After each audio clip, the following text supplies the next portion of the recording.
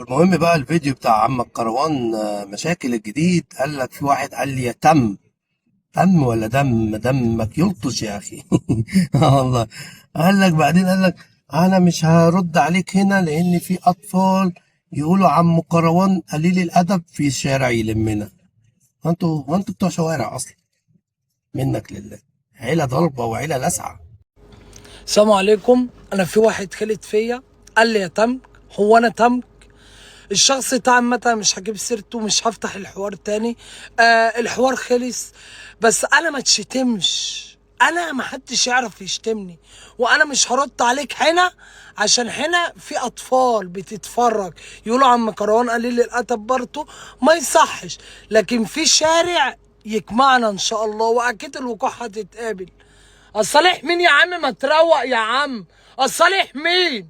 بقول لك شتمني خلت فيا، انت مش محموق عليا؟ طب امال ايه؟ ده ايه الشغل؟